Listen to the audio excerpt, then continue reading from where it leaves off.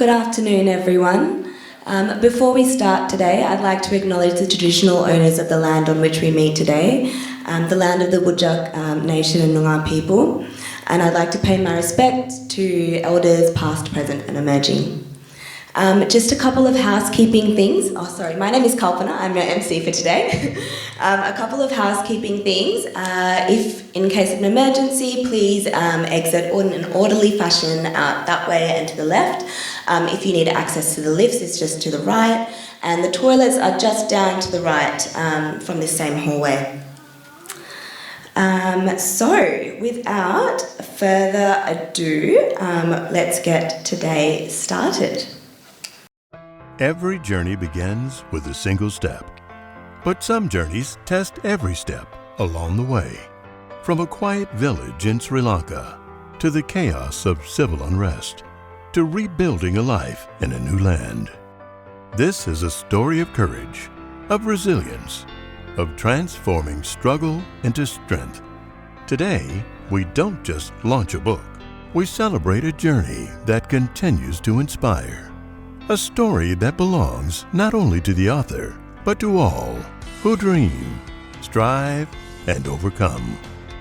Uncharted Horizons, A Journey of Resilience by Dr. Sharat Jayawardena. To begin this special afternoon, please welcome his greatest legacy, his 3 children.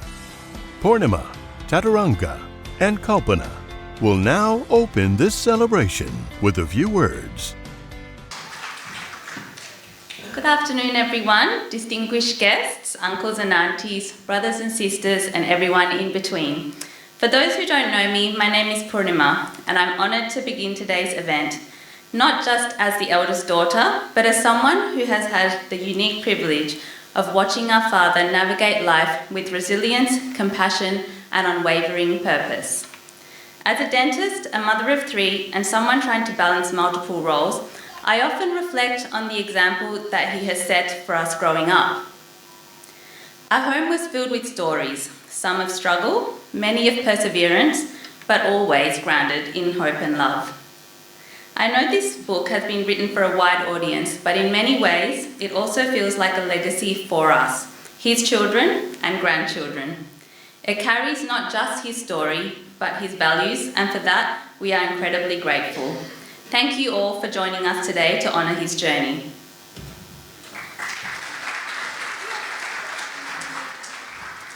Hello everyone, I'm Chaturanga and I have the honour of being the only son in the family and the best obviously, and now a father myself. In my role in safety, completely different fold to my dad, I've seen firsthand just how crucial it is to be calm under pressure and act with integrity. Traits that I learned, and I'm still learning from, not from textbooks, but possibly watching my dad and kind of doing it myself. His life wasn't a straight path. It had many turns, challenges, and even storms. But what always stood out was his ability to rise, adapt, and keep moving forward. It's better than moving backwards.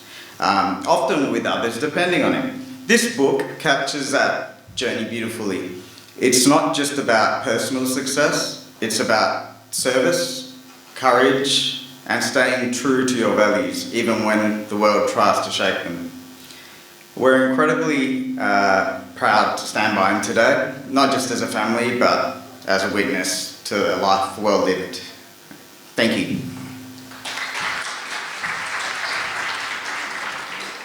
Good afternoon, everyone. I'm Kalpana, the youngest in the family.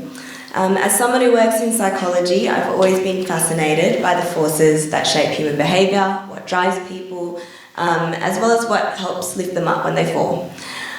Growing up with our father, I didn't need a textbook to understand resilience. I saw it in the way he carried himself, in the risks he took, and in the care and joy he gave to those around him. When my siblings and I were given the opportunity to say a few words to open this event, I honestly felt a little overwhelmed in what I could possibly say that would do this moment justice. But I stumbled upon something I wrote for Tata, which means Sinhalese father in Sinhalese, just over a year ago. As many of you know, or will come to know once you read his book, Tata had a health challenge last year.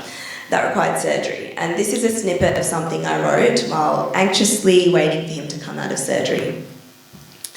At approximately 1:15 p.m, they took him in. He was very sleepy after being administered anxiolytics. For years I've seen him sleep, but he was always easily awakened by subtle sounds around him. Today, he was a happy tired, a smiley, relaxed and at ease tired, where a certain level of peace had been achieved. A long-awaited peace and rest that had not been received to date. Decades of work at his own will and passion. Now with that chapter put to bed, he himself had been put to bed by his own heart. His body was now asking for the rest it needed from a man with a will bigger than his heart could handle. A big and unexpected wake-up call from a man with boundless energy and a zest for life and learning that is rare to come by. I'm so eager for him to wake up and feel better already. I want to help him write his story. Sure, I'm biased, he is my father. But to truly know him is to know how genuine, energetic, passionate, humble, and simply amazing an individual he is. From where he has come from to what he has achieved, and how he loves and lives life. This is something worthy of documentation. No more waiting for this, for that.